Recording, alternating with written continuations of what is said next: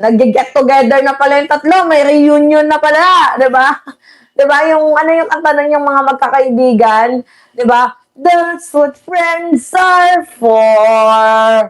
'Di ba, mga minamahal? O, literal na nagkita rin ng ating landas. Wala iba akong hiniling kundi ikaw diba? Ganon, nagkita-kita rin ng kanilang landas. Puta kagisan, sa kulungan nga lang. Oo. Ha? Hindi na daw kailangan makonfine ni Senator Rodante Marcoleta. Hindi na kailangang makonfine ni Senator Rodante Marcoleta, mga minamahal. Reunited and we feel good. Kalahatan ni Marcoleta yung sakit niya ay biglang biglang tawag dito, biglang tataas yung talagang feeling niya, ikamamatay niya. Marcoleta, matagal mamatay ang mahabang damo. Tingnan mo si Digong. Diba? Alive and kicking. Diba, mga minamahal? Matagal mamatay ang masamang damo. Oo, matagal mamatay ang masamang damo. Kaya, Senator Dante Marcoleta, kung iniisip mo, natatagal yung sakit mo, papagalingin ka talaga para panagutin yung mga kasalanan mo. Diba? Joel should be with me. Hindi, dapat kasama si Joel. Baka malapit na, mga minamahal, na sumama itong si Senator Joel Villanueva. Kahit pa sabihin na natin na siya ay nasa, tawag dito, Gatchalian Block. Ang mali ay mali. Kahit nga din itong si Quezon, ang mali ay mali. Diba, mga minamahal? Ngayon, ito, nahoyo na si Marcoleta. Ngayon, mga minamahal, ito, panoodin natin. Last but not the least, ito nga pong ating topic. Tungkol nga po dito sa ebidensyang umano'y pagbabanta na napanood ng buong mundo na ginawa ni Sara Duterte. Alam nyo, yung tangina mo, Robin, nanggigigil na naman.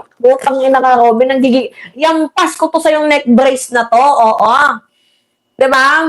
Tanggalin muna natin yan, yung Gloria Macapagal Arroyo syndrome. Diba? Tanggalin muna natin yan, yung Gloria Macapagal syndrome na yan. Nanggigigil ako sa inyo. Ganito ang punto kasi dito, hindi na natin kailangan hanapin sino ba yung killers. Hindi na natin kailangan i-background check sino ba yung mga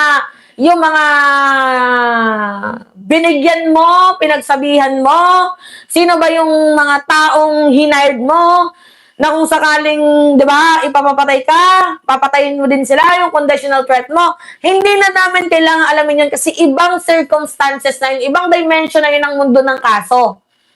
Ang ginawa mo, grave threat. Threat is a threat. At napapanood yun ng buong mundo, buong bansa. Sige, panoodin na mga minamahal, panoodin natin. Ano yung mga banat ninyo, yung mga bara ninyo, baliko. Oo. Yes, Rosalie. Monica, linundin na ng isa sa mga tagapagsalita ng House Prosecution Panel yung pinakahuling pahayag ni Vice President Sara Duterte kaugnay ng articles of impeachment laban sa kanya.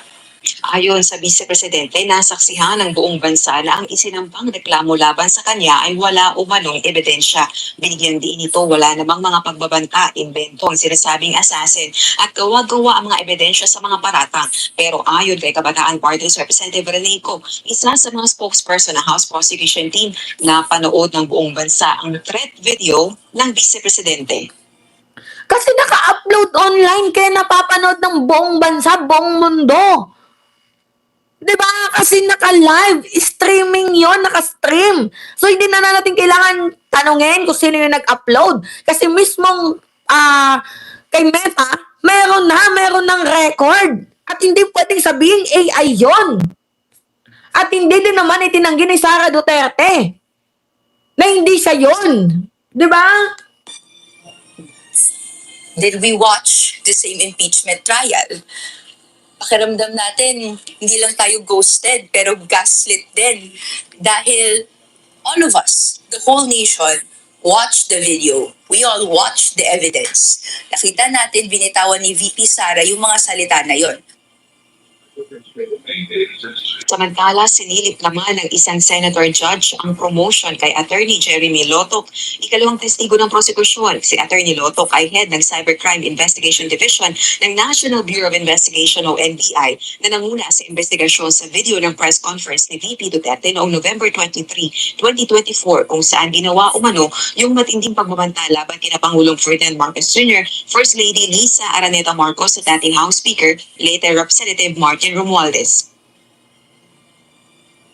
Totoo po ba na kayo ang tinatawag na golden boy ngayon sa NBI? I cannot comment on that po, Your Honor. Kasi po ang Nasa barn po ako, wala ho ako ngayon sa Opo. office. promotion po ba yun? Yung napunta kayo sa bar? Balita ko po kasi ilang beses na kayo na-promote sa NBI. 12 years na po kayo no, sa NBI. Yes, sir. Anong klase, wait lang nga, nanggigigil ako, Robin, anong klaseng tanungan yan?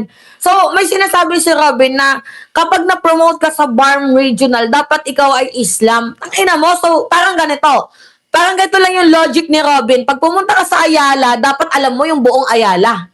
Parang ganon. Pag napunta ka sa isang bansa, dapat alam mo kung ano yung bansa.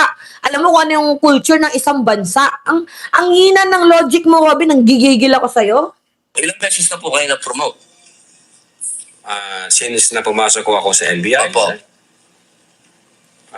from investigation 1, 2, 3, noong 2015, 2016, well, nung mula ako na pumasok ako sa academy, from investigation 1 hanggang ngayon sa regional director, sir, Ilang beses po yan? Isang taon po sa isang taon. Anong taon po, sir, ang tinutukoy nyo? Bago po kayo napunta sa bar. Bago ako na Grabe yung tanungan ni Robin, no? Parang tanga. sa BARM, regional director po ako ng Mimaropa, Ni Maropa. Region 4B, sir. Opo. Kayo po ba ang pumili sa bar? Hindi po, sir.